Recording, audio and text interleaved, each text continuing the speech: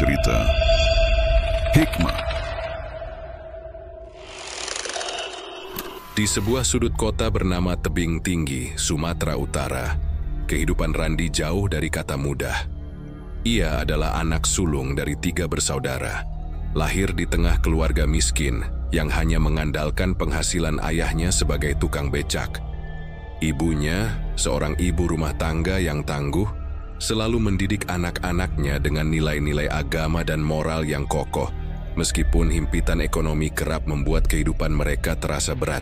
Setiap pagi sebelum matahari sepenuhnya naik, Randi sudah terjaga. Ia tidak memulai harinya dengan keluhan, meskipun tubuhnya sering terasa letih akibat kerja keras sehari sebelumnya. Usai salat subuh berjamaah bersama keluarganya, ia langsung bersiap ke sekolah dengan seragam putih abu-abunya yang sudah pudar warnanya. Sepatu hitamnya, meskipun penuh tambalan, tetap ia bersihkan setiap malam agar terlihat rapi. Di sekolah, Randi dikenal sebagai siswa yang sopan dan pandai. Guru-guru sering memuji kegigihannya, tetapi teman-temannya tahu bahwa di balik senyumnya yang ramah, Randi menyimpan beban berat. Begitu bel sekolah berbunyi menandakan akhir jam pelajaran, ia tidak langsung pulang seperti anak-anak lainnya. Randi bergegas ke tempat kerja, mengganti seragam sekolahnya dengan baju lusuh yang penuh bercak semen. Sebagai kuli bangunan, pekerjaan Randi tidak mudah. Ia harus mengangkut batu bata, mencampur semen, dan mengangkat pasir di bawah terik matahari yang membakar kulitnya. Namun ia melakukannya dengan semangat, mengingat tujuan utamanya, membantu keluarganya dan membiayai pendidikannya sendiri. Setelah bekerja di proyek bangunan hingga sore hari, Randi melanjutkan pekerjaannya sebagai pengantar air galon di malam hari. Dengan sepeda tuanya, ia mengayuh dari satu rumah ke rumah lain, seringkali melewati jalanan yang berlubang dan gelap. Hidup Randi memang penuh perjuangan, tetapi ia tidak pernah menyerah. Dalam setiap langkahnya, ia selalu teringat pesan ibunya. "Nak, kalau kamu ingin hidup lebih baik, jangan lupa berdoa dan berusaha. Tuhan pasti lihat kerja kerasmu." Pesan itu menjadi penguat di saat ia merasa lelah atau putus asa. Di sela-sela waktu luangnya yang sangat terbatas, Randi juga menyempatkan diri untuk belajar. Ia sering duduk di bawah lampu penerangan jalan yang temaram, karena rumahnya tidak selalu memiliki cukup uang untuk membayar listrik. Buku-buku pelajaran yang ia miliki adalah hasil dari menabung selama berbulan-bulan. Ia bahkan rela menahan lapar demi membeli buku-buku bekas yang ia perlukan. Tetangga-tetangga sering tergerak melihat kegigihan Randi. "Anak itu luar biasa," gumam mereka. Meski hidupnya sulit, ia tetap baik hati dan tidak pernah mengeluh. Tidak jarang Randi membantu orang lain meskipun dirinya sendiri sedang kesusahan. Baginya, kebaikan adalah warisan yang ditanamkan oleh orang tuanya, dan ia ingin terus melanjutkan itu. Namun di balik semua kegigihannya, Randi menyimpan sebuah mimpi besar.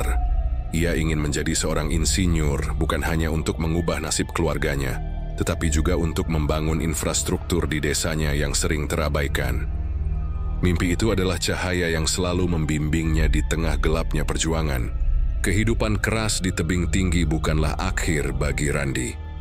Bagi anak muda itu, setiap tetes keringat dan air mata adalah langkah menuju masa depan yang lebih cerah. Di tengah segala keterbatasan, ia percaya bahwa harapan akan selalu ada bagi mereka yang tidak pernah berhenti berusaha. Masa SMP adalah babak awal yang penuh warna bagi Randi. Ia dikenal sebagai anak yang rendah hati, selalu membantu teman-temannya, bahkan di tengah keterbatasannya. Namun, kebaikan hatinya seringkali menjadi celah bagi orang lain untuk memanfaatkannya. Suatu siang yang terik, di sela-sela jam istirahat Jamal, teman sebangkunya, menghampiri Randi. Wajah Jamal tampak cemas, peluh bercucuran di dahinya. "Ran, aku lagi butuh banget uang 10.000. Besok aku balikin, sumpah," katanya dengan nada mendesak. Randi, yang tahu benar rasanya tidak punya uang, merogoh saku celananya.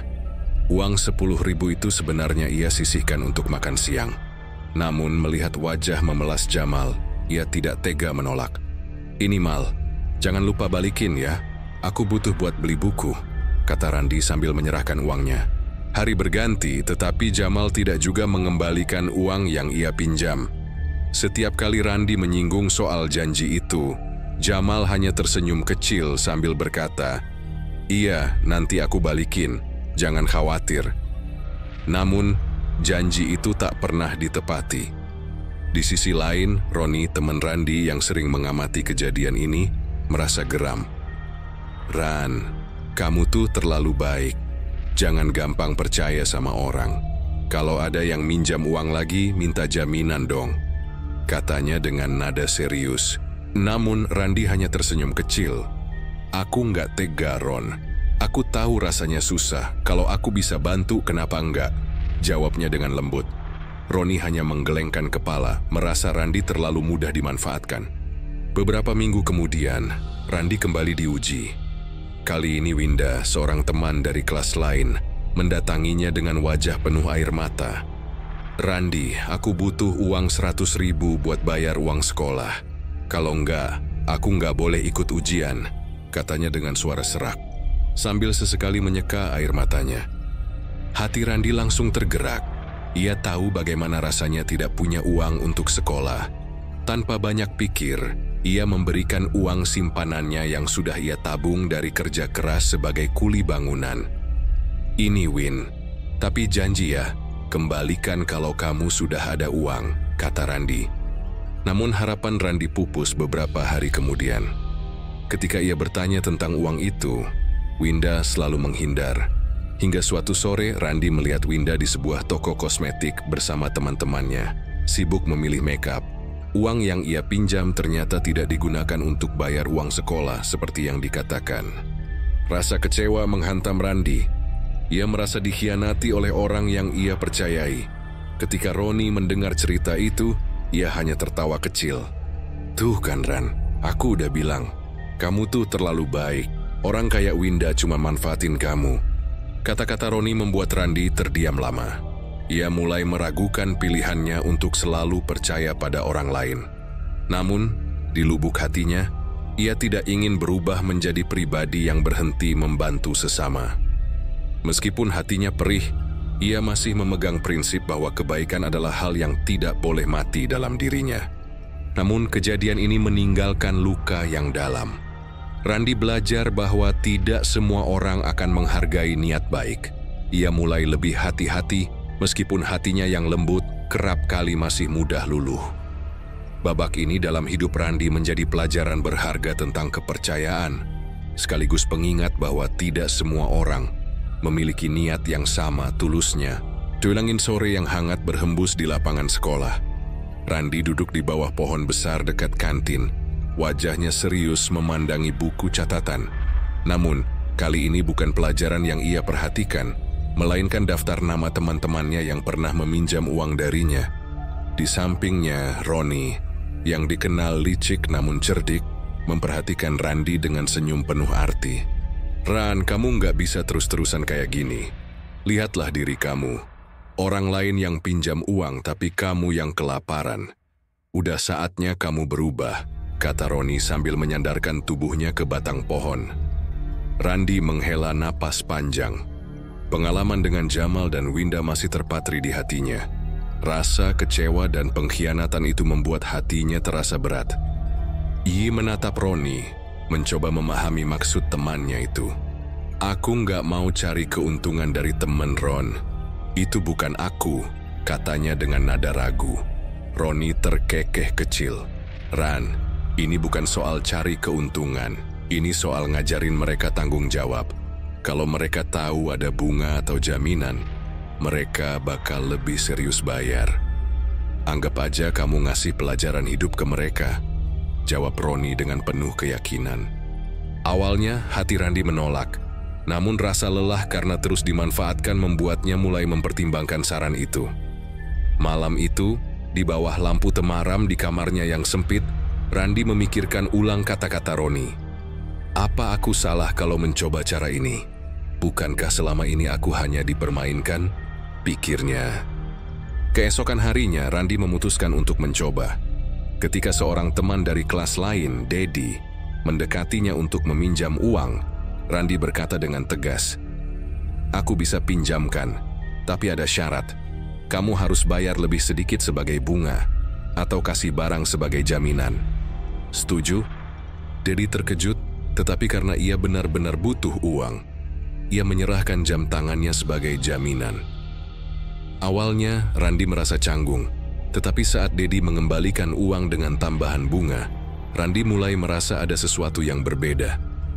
Perlahan, ia menyadari bahwa cara ini membuatnya lebih dihormati oleh teman-temannya. Hari demi hari, metode baru Randi mulai tersebar di sekolah. Teman-temannya yang dulu sering meminjam uang tanpa mengembalikan, kini mulai berpikir 2 kali sebelum mendekatinya. Namun bagi mereka yang benar-benar membutuhkan, mereka bersedia mengikuti syarat Randi. Roni, yang selalu mengamati dari jauh, tersenyum puas. "Gimana, Ran? Kan aku bilang ini bakal berhasil," katanya sambil menepuk pundak Randi. Kini Randi tidak hanya menerima uang sebagai pengembalian. Dari laptop bekas hingga sepatu olahraga bermerek, teman-temannya mulai menyerahkan barang-barang berharga sebagai jaminan. Uang yang dulu selalu habis karena ulah teman-temannya, kini mulai bertambah. Bahkan Randi bisa membeli buku-buku baru yang selama ini ia idamkan dan memperbaiki sepatunya yang sudah bolong. Namun, di balik keuntungan yang ia dapat, ada perasaan ganjil yang mulai mengusik hati Randi. Setiap kali ia melihat teman-temannya menyerahkan barang atau membayar bunga, ia merasa ada sesuatu yang hilang dari dirinya. Kebaikan hatinya yang dulu tulus kini terasa tergantikan oleh sikap yang lebih dingin dan berhitung. Suatu sore ketika ia menghitung uang di buku catatannya, ibunya masuk ke dalam kamar. "Kamu makin sibuk akhir-akhir ini, Nak. Apa semuanya baik-baik saja?" tanya ibunya dengan lembut. Randi tersenyum kecil, berusaha menutupi kegelisahannya. "Iya, Bu. Semua baik. Aku cuma berusaha membantu orang lain sambil menabung," jawabnya. Namun di hatinya, ia tahu ada sesuatu yang berubah. Roni, yang terus mendorong Randi untuk lebih berani mengambil risiko, mulai memberikan ide-ide baru. "Ran, ini baru awal. Kalau kamu mau serius, kamu bisa jadi lebih dari sekadar pemberi pinjaman. Kamu bisa bikin aturan lebih jelas. Kita bisa atur sistemnya," kata Roni penuh semangat. Meskipun Randi mendengarkan, ia mulai merasa ada jurang yang tumbuh antara dirinya dan teman-temannya. Senyum-senyum tulus yang dulu ia terima, kini terasa digantikan oleh tatapan waspada dan rasa takut. Di satu sisi, ia menikmati keuntungan yang didapat, tetapi di sisi lain, ia mulai merindukan versi dirinya yang dulu, seseorang yang membantu tanpa mengharapkan imbalan. Babak baru dalam hidup Randi ini adalah awal dari sebuah perjalanan yang tidak hanya mengubah cara ia memandang dunia, tetapi juga cara dunia memandang dirinya. Kebaikan yang dulu menjadi identitasnya kini mulai bercampur dengan ambisi, membawanya ke jalan yang penuh godaan dan dilema. Langit sore di tebing tinggi mulai memerah, menandakan waktu senja. Di sebuah kamar kecil yang dulunya dipenuhi tumpukan buku-buku pelajaran, kini terisi dengan barang-barang mewah, sepatu bermerek, jam tangan mahal, dan gadget terbaru terpajang di sudut-sudut kamar Randi. Semuanya hasil dari bisnis yang ia mulai sejak SMP, kini berkembang pesat hingga ke bangku SMA. Randi telah berubah. Anak yang dulu rela berkorban untuk orang lain kini menjadi seseorang yang pandai memanfaatkan keadaan.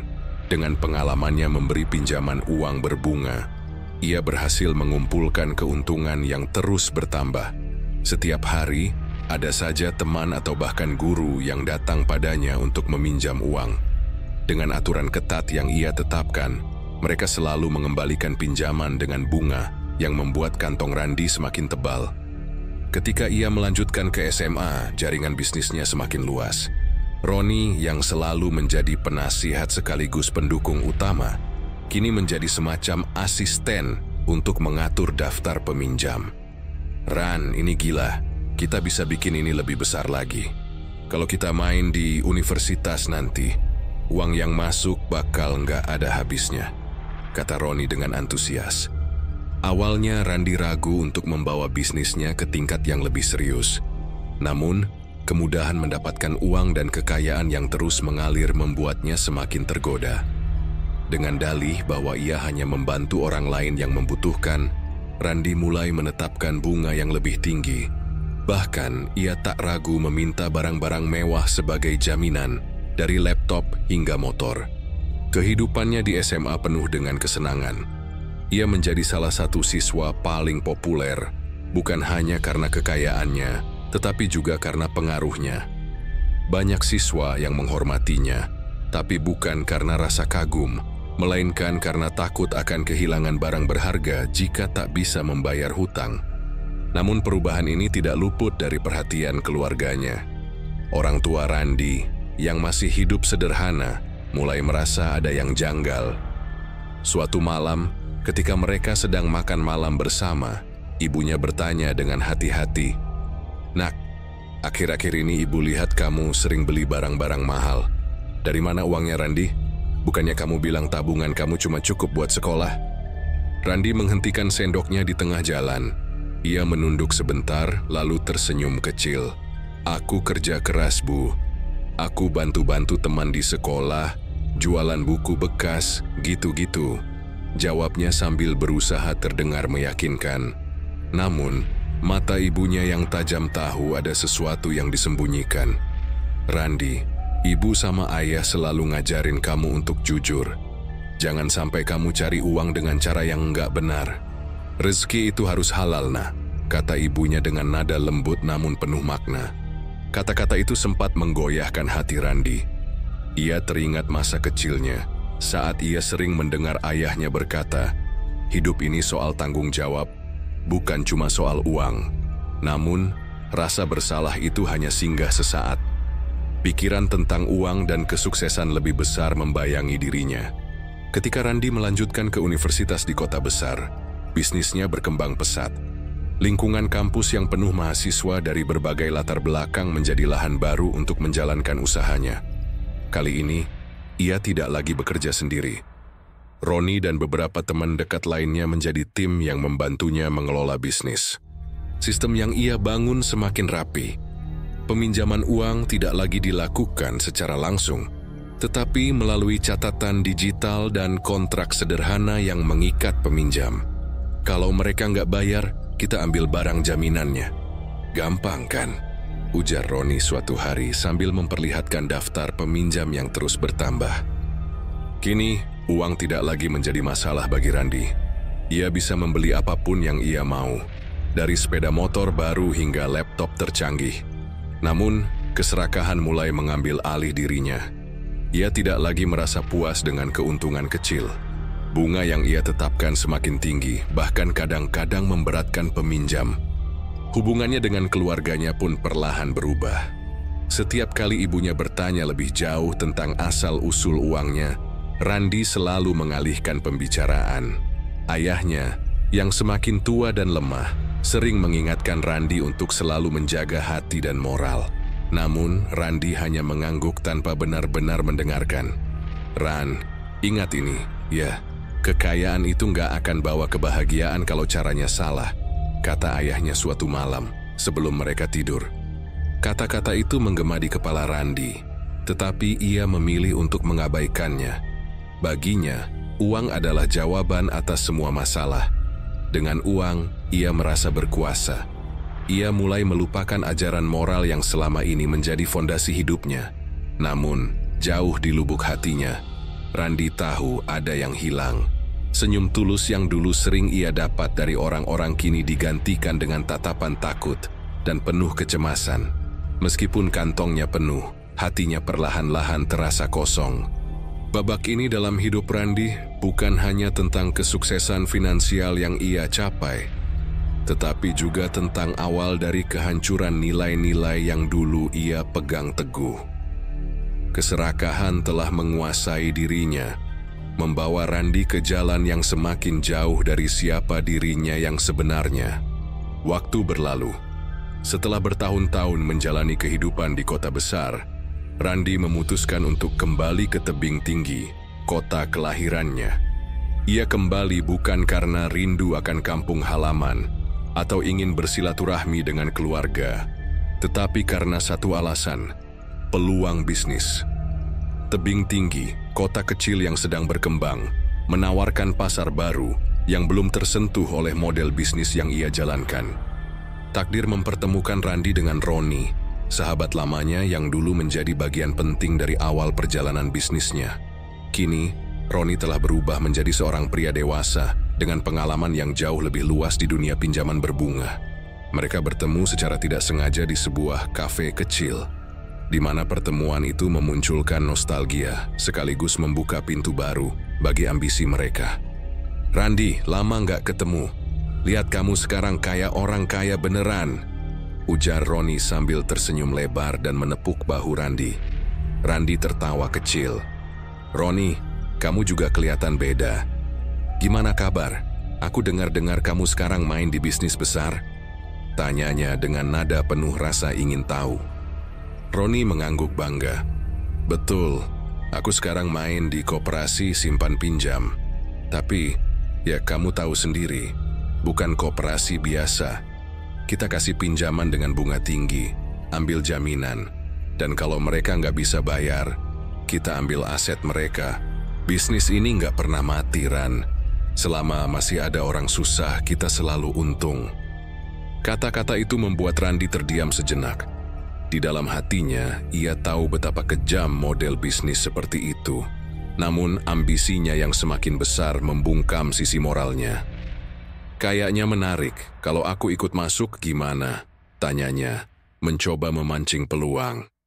Roni tersenyum licik.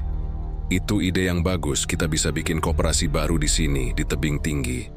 Dengan modal kamu dan pengalaman aku, kita bisa bikin sesuatu yang jauh lebih besar." Randi dan Roni mulai menyusun rencana. Dengan modal besar yang dimiliki Randi dan jaringan licik Roni, mereka mendirikan sebuah koperasi pinjaman di pusat kota. Awalnya, koperasi ini menarik perhatian masyarakat karena menawarkan kemudahan pinjaman tanpa prosedur rumit. Namun, di balik wajah ramah koperasi itu, ada sistem yang membelenggu nasabah.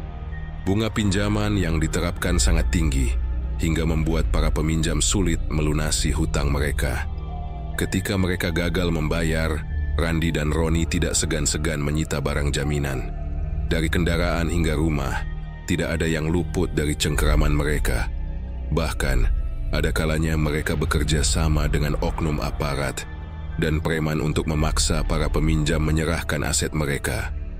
Bisnis ini berkembang pesat. Dalam waktu 1 tahun, koperasi mereka menjadi salah satu yang terbesar di Tebing Tinggi. Dari luar, Randi dan Roni tampak seperti pengusaha sukses. Mereka sering terlihat di acara-acara sosial, menyumbang untuk kegiatan amal, dan membangun citra sebagai dermawan.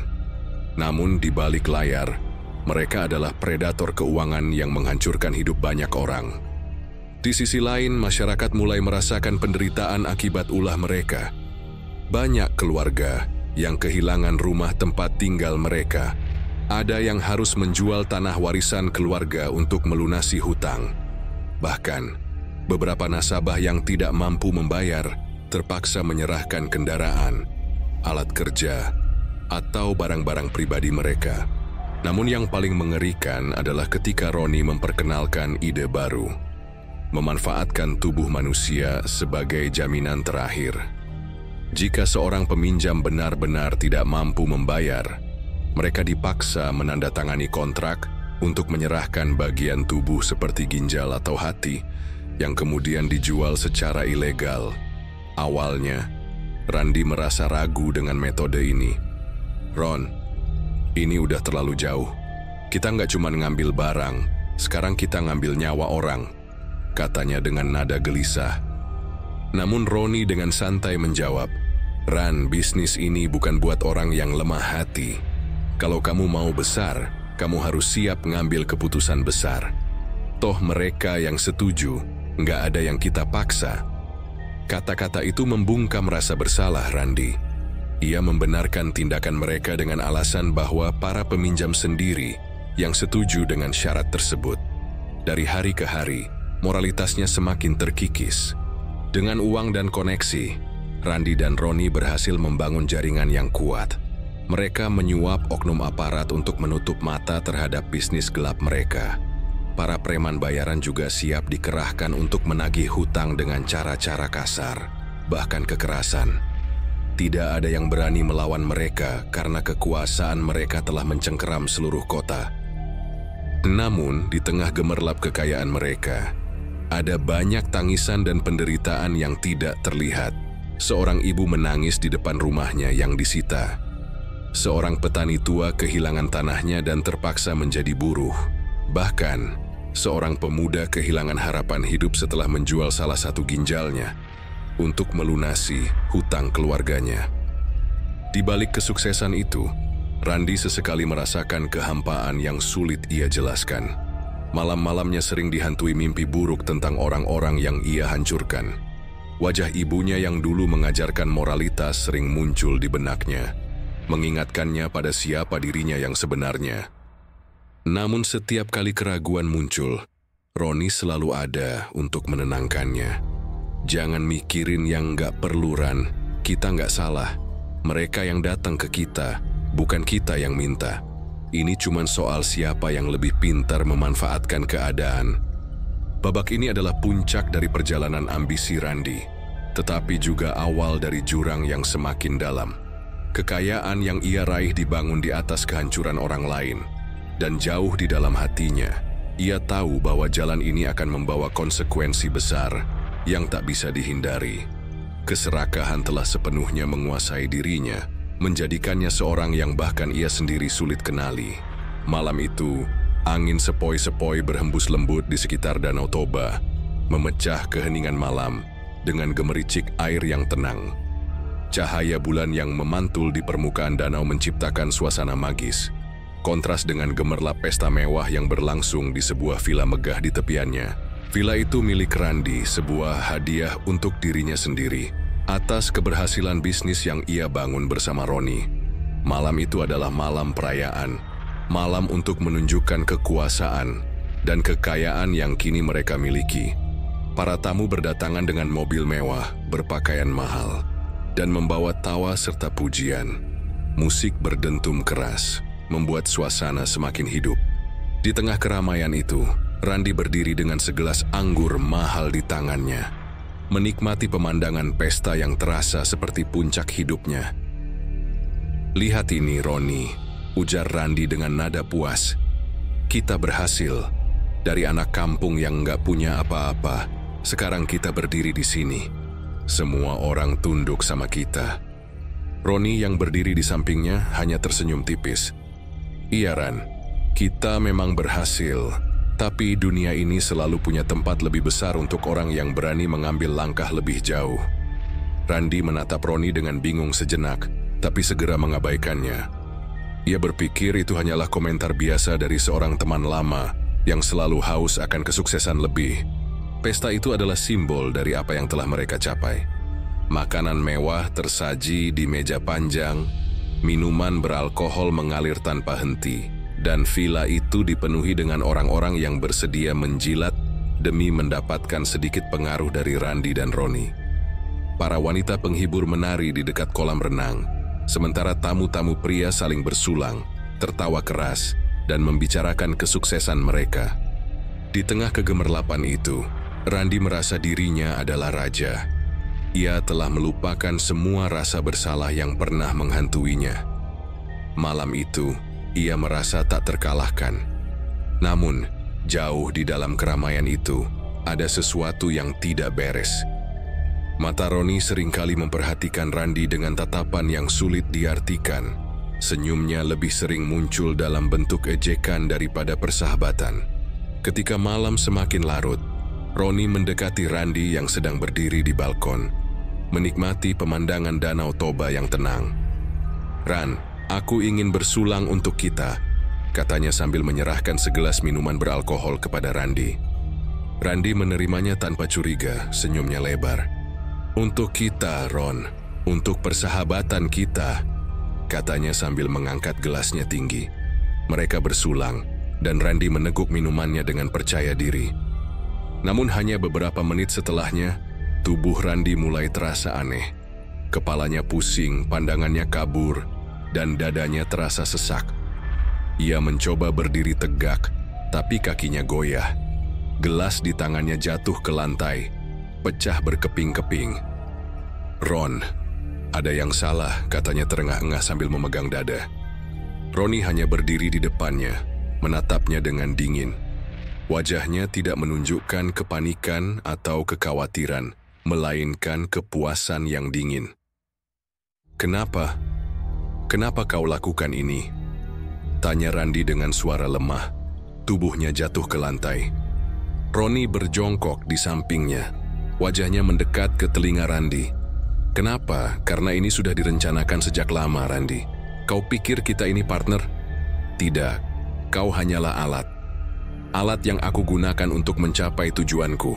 Semua ini, bisnis, kekayaan, kekuasaan, itu bukan karena kau. Itu karena aku, dan sekarang kau sudah tidak diperlukan lagi." Randi menatapnya dengan tatapan penuh luka dan kebingungan. Di tengah rasa sakit yang melumpuhkannya, ingatan masa lalu berkelebat di pikirannya. Saat mereka pertama kali bertemu, saat mereka memulai bisnis bersama, dan saat-saat penuh tawa yang kini terasa seperti kebohongan besar. Kau pengkhianat," gumam Randi sebelum tubuhnya melemah sepenuhnya. Roni berdiri menatap tubuh Randi yang tergeletak di lantai. "Selamat tinggal, Randi. Kau terlalu bodoh untuk dunia ini." Pesta terus berlangsung di luar. Tak ada yang menyadari apa yang terjadi di balkon itu. Para tamu masih menari dan bersulang, sementara Roni melangkah pergi dengan tenang, meninggalkan tubuh Randi yang perlahan kehilangan nyawanya. Namun, malam itu tidak berakhir begitu saja. Di balik gemerlap pesta, di balik pengkhianatan Roni, ada suara lain yang muncul di kedalaman hati Roni. Suara yang menanyakan apakah semua ini benar-benar sepadan. Tapi ia mengabaikan suara itu, seperti yang selalu ia lakukan terhadap semua hal yang tidak sesuai dengan ambisinya. Pesta di Danau Toba adalah puncak dari kesuksesan yang penuh dosa, sekaligus awal dari kehancuran yang lebih besar. Dalam kesunyian malam, Danau Toba yang megah menjadi saksi bisu dari sebuah pengkhianatan yang merenggut tidak hanya nyawa, tetapi juga semua kepercayaan dan persahabatan yang pernah ada. Pagi itu berita menggemparkan tersebar di seluruh tebing tinggi. Tubuh seorang pria ditemukan tergeletak di pinggir jalan, membusuk di bawah terik matahari. Bau menyengat dan pemandangan mengerikan membuat penduduk setempat bergidik ngeri. Pria itu adalah Roni, mantan pengusaha sukses yang beberapa bulan sebelumnya dikenal sebagai raja pinjaman di kota itu. Namun kini, tubuhnya terbaring tanpa organ vital, menjadi simbol tragis dari kejatuhan seorang pria yang dulunya tak tersentuh hukum. Roni tidak menunjukkan rasa bersalah sedikit pun atas pengkhianatannya terhadap Randi. Dengan licik, ia segera mengambil alih seluruh aset dan bisnis yang sebelumnya mereka jalankan bersama. Dengan kekayaan yang melimpah, Roni merasa dirinya tak terkalahkan. Namun sejak malam pesta di Danau Toba, segalanya mulai berubah. Entah kenapa rasa gelisah terus menghantui Roni. Malam-malamnya dipenuhi mimpi buruk. Dalam mimpinya, ia sering melihat wajah Randi yang memandangnya dengan penuh luka dan dendam. Suara Randi bergema menyebutkan kata-kata yang terus menghantui pikirannya. "Kau akan merasakan apa yang kau lakukan padaku." Roni mencoba mengabaikan rasa takut itu. Ia menenggelamkan dirinya dalam kesenangan, mengadakan pesta-pesta lebih besar, dan semakin tenggelam dalam gaya hidup mewah. Namun, tidak ada yang bisa menghapus bayang-bayang Randi dari pikirannya. Hanya beberapa bulan setelah kematian Randi, bisnis Roni mulai menunjukkan tanda-tanda kehancuran. Orang-orang yang dulu tunduk padanya mulai melawan. Para korban yang kehilangan segalanya karena hutang mereka bersatu, membentuk kelompok-kelompok untuk menuntut keadilan. Roni pikir dia bisa mengambil segalanya dari kita. "Tidak akan. Kita lawan sampai akhir," seru seorang petani tua yang kehilangan tanahnya. Tekanan terus meningkat. para pengacara mulai mengajukan gugatan, dan kasus-kasus hukum bermunculan. Roni mencoba menggunakan koneksinya untuk menghentikan semua itu, tetapi situasi sudah berubah. Para aparat yang dulu mendukungnya mulai menarik diri, khawatir nama mereka ikut tercemar. Bahkan, beberapa preman yang pernah menjadi kaki tangannya membelot, melihat peluang untuk menjatuhkannya demi keuntungan mereka sendiri. Kehidupan Roni semakin terisolasi. Orang-orang yang dulu memujanya mulai menjauh. Teman-teman bisnisnya berkhianat, meninggalkannya seorang diri untuk menghadapi kekacauan yang ia ciptakan. Rumah mewahnya disita, rekening banknya dibekukan, dan aset-asetnya dijual paksa untuk membayar hutang-hutangnya. Roni yang dulu begitu berkuasa, kini hanya bayangan dari dirinya yang dulu. Ia hidup dalam ketakutan, bersembunyi dari para korban yang mengincarnya, dan kelompok-kelompok yang ingin balas dendam. Suatu malam, Roni menghilang tanpa jejak. Tidak ada yang tahu kemana ia pergi, tetapi kabar tentangnya segera tersebar keesokan harinya. Tubuhnya ditemukan di pinggir jalan, terluka parah, membusuk tanpa organ tubuh. Banyak yang percaya bahwa Roni menjadi korban perdagangan organ. Ironi kejam dari bisnis gelap yang dulu ia dukung. Masyarakat Tebing Tinggi gempar. Kematian Roni menjadi bahan pembicaraan di mana-mana. Beberapa orang merasa puas, menganggapnya sebagai karma atas semua kejahatan yang ia lakukan. Dia akhirnya merasakan apa yang dirasakan oleh orang-orang yang ia aniaya, ujar seorang ibu yang kehilangan rumahnya karena ulah Roni. Namun ada juga yang merasa takut. Kematian Roni bukan hanya tentang balas dendam, tetapi juga menjadi pengingat bahwa keserakahan dan kejahatan tidak akan pernah membawa kebahagiaan abadi. Tubuh Roni yang membusuk di pinggir jalan menjadi simbol dari kehancuran moral yang ia pilih.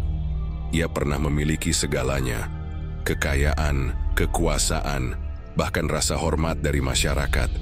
Namun, semua itu tidak berarti apa-apa ketika ia kehilangan kemanusiaannya. Danau Toba, yang pernah menjadi saksi kebanggaannya saat pesta besar, kini menjadi saksi sunyi dari karma yang tak terhindarkan. Seperti air danau yang tenang tetapi dalam, dosa-dosa Roni tenggelam di kedalaman yang tidak pernah bisa ia hindari. Malam itu, angin di Tebing Tinggi membawa cerita tentang seorang pria yang meraih segalanya dengan cara yang salah, hanya untuk kehilangan segalanya dengan cara yang lebih tragis. Kejahatan, sebesar apapun, tidak pernah abadi. Keadilan selalu menemukan jalannya, meski terkadang dengan cara yang paling kejam. Di kejauhan, suara gemericik air Danau Toba seakan berbisik, membawa pesan bahwa dunia ini tidak pernah melupakan apa yang dilakukan oleh manusia, baik maupun buruk. Dan bagi Roni, azab itu datang tanpa ampun. Kisah ini adalah cerminan keras dari bagaimana keserakahan dapat mengubah kehidupan seseorang menjadi tragedi. Randi dan Roni adalah gambaran nyata bagaimana seseorang bisa kehilangan arah ketika terlalu terobsesi dengan kekayaan dan kekuasaan. Di awal perjalanan mereka, keduanya memulai hidup dengan perjuangan keras, mencoba keluar dari kemiskinan dengan berbagai cara. Namun, ketika moral mulai dikesampingkan dan keserakahan mengambil alih, jalur mereka menuju kehancuran pun dimulai. Keserakahan seringkali muncul dengan janji manis, lebih banyak uang, lebih banyak kekuasaan, dan kehidupan yang lebih baik. Namun, seperti pedang bermata dua, ia juga membawa risiko besar. Keserakahan membuat Randi dan Roni melupakan nilai-nilai yang diajarkan oleh keluarga mereka. Mereka tidak lagi melihat manusia sebagai sesama, melainkan hanya sebagai alat untuk mencapai ambisi pribadi. Randi, yang awalnya dikenal sebagai sosok yang baik hati dan peduli pada orang lain, perlahan berubah menjadi individu yang dingin dan oportunis. Ia mulai menutup hati dan melupakan bagaimana rasanya berbagi dengan tulus. Di sisi lain, Roni, dengan ambisi dan kecerdasannya yang licik, memanfaatkan kelemahan Randi untuk membangun kerajaan bisnis yang berlandaskan penderitaan orang lain. Namun apa yang mereka raih bukanlah kebahagiaan sejati. Kekayaan yang mereka peroleh hanya membuat mereka semakin terisolasi, kehilangan cinta, kepercayaan, dan akhirnya kehilangan diri mereka sendiri. Terima kasih buat teman-teman yang sudah menonton video ini sampai habis. Semoga bisa dipetik pelajaran dari video kita ini. Saya selaku admin cerita Hikmah mengucapkan mohon maaf jika ada kesalahan dari kami. Jangan lupa dukung channel kami dengan cara like, komen, share, dan subscribe. Nyalakan juga lonceng notifikasinya. Kita bertemu di video berikutnya.